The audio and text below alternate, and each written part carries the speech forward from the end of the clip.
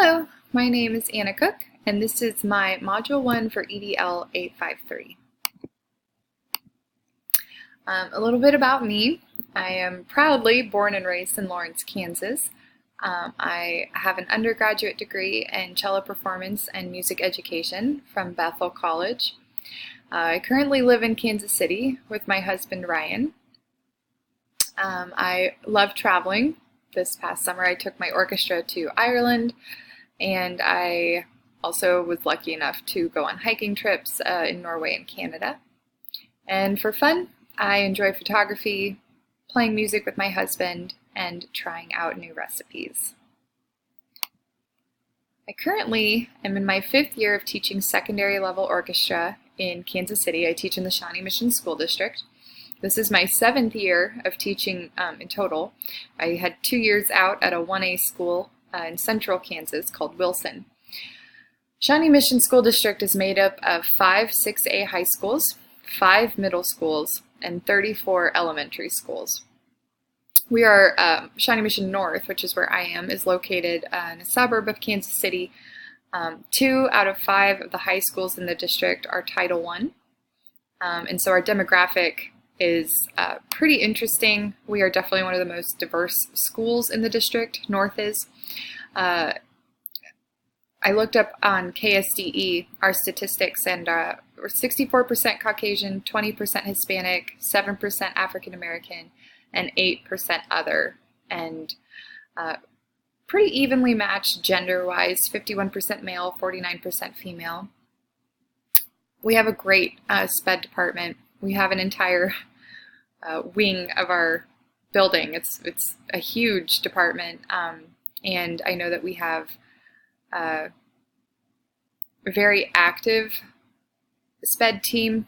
They have their own music therapist. They have pretty progressive different ways of incorporating students into general classrooms. So as of last year, 14.7% of our student population identify as having a disability. 85.3% do not identify as having a disability. My current administrative roles, I'm currently in my 2nd year of serving as the East Central Kansas Music Educators Association High School Orchestra Chair. I am on the Kansas Music Educator Association State Alignment Board. I am on my building's Shawnee Mission North Student Behavior Committee. And just the daily tasks of running a program, I run a 6A orchestra program, and I see about 175 students every day. So that comes with a lot of administrative roles as well. My critical reflection of Shawnee Mission, we have a really great SPED team.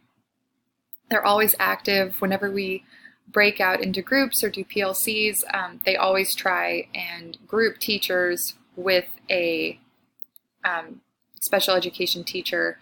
I've always been given my IEPs and 504s in an extremely timely fashion. They're very prompt about that. When we had a music therapist, my first 4 years, we just got a new one, but for the past 4 years, I worked with a music therapist in my orchestra classroom, and we had a certain group of special education students come in, and we had cross-curricular opportunities, and we worked with them with instruments, and my students loved it. It was very inclusive.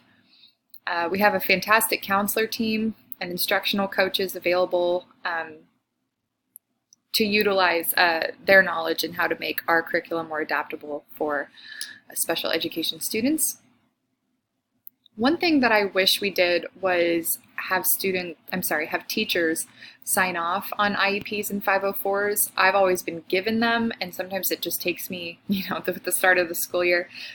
I don't look over them before seeing the students. I get them sometimes the day of or day after I see students for the first time.